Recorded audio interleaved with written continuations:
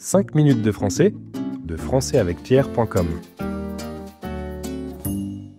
Salut tout le monde et bienvenue dans 5 minutes de français. Salut Sébastien, ça va? Coucou Émilie. Bof, je ne suis pas trop dans mon assiette aujourd'hui. Je crois que je suis un peu malade, un petit rhume peut-être. Enfin bon, rien de grave. Ah mince, tu ne te sens pas très bien? Bon, on va essayer de te changer les idées. On va parler d'un sujet qui fait l'unanimité, qui plaît à tout le monde, la nourriture. Ah, les bons petits plats français, ça va déjà mieux.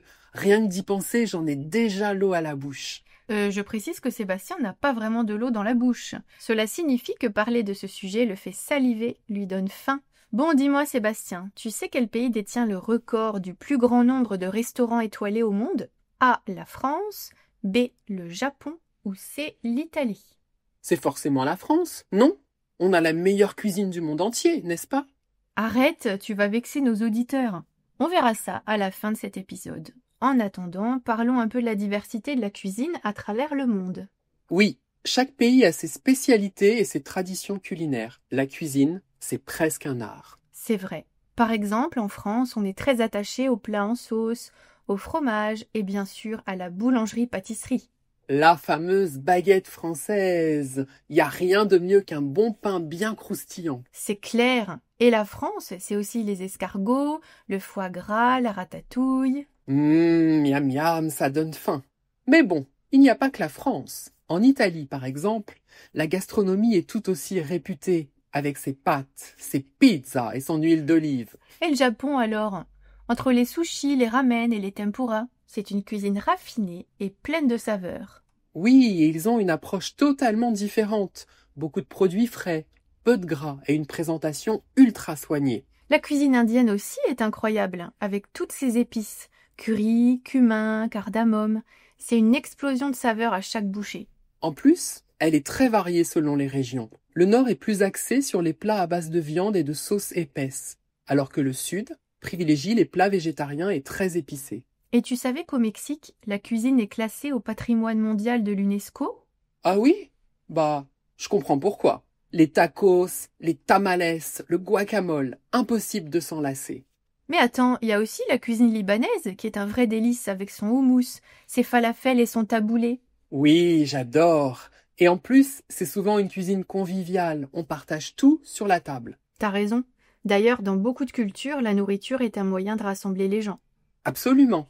Regarde en Espagne. Ils vont très souvent en famille au restaurant. Petits-enfants et grands-parents inclus. Ou encore, les grandes tables chinoises avec tous les plats au centre à partager. Ah, ça fait rêver. Bon, revenons à notre question. Tu avais dit que la France était le pays avec le plus de restaurants étoilés, c'est ça? Oui, c'est ma réponse. Eh bien, désolé Sébastien, le pays avec le plus de restaurants étoilés au monde, c'est le Japon. Ah bon? Oui, Tokyo détient même le record du monde de la ville ayant le plus de restaurants étoilés dans le guide Michelin. Incroyable! Je pensais vraiment que c'était la France. Eh oui, comme quoi on en apprend tous les jours. Bon, avant de conclure, faisons un petit point sur les expressions du jour. Allez, c'est parti. Ne pas être dans son assiette, ça veut dire qu'on ne se sent pas très bien. Qui fait l'unanimité signifie qui plaît à tout le monde, qui met tout le monde d'accord. En avoir l'eau à la bouche. On utilise cette expression quand on parle de quelque chose qui nous fait saliver de gourmandise, qui nous donne envie de manger. Étoile Michelin, c'est un système de notation qui permet de récompenser les meilleurs restaurants. Et voilà, on a fait le tour. Merci à tous d'avoir écouté cet épisode de 5 minutes de français. Et j'espère que ça t'a fait du bien de parler de tout ça, Sébastien. Carrément, je vais déjà beaucoup mieux, merci. Et surtout, dites-nous en commentaire, quel est le plat typique de votre pays que vous préférez? Et si vous voulez parler de ce genre de sujet directement avec Sébastien, moi et d'autres étudiants du monde entier, n'oubliez pas que vous pouvez nous rejoindre dans l'académie. On vous laisse évidemment le lien dans la description, ainsi que le lien pour télécharger ce podcast et retrouver la transcription et le vocabulaire. À très bientôt pour un nouvel épisode. Salut tout le monde! 5 minutes de français, de françaisavecpierre.com.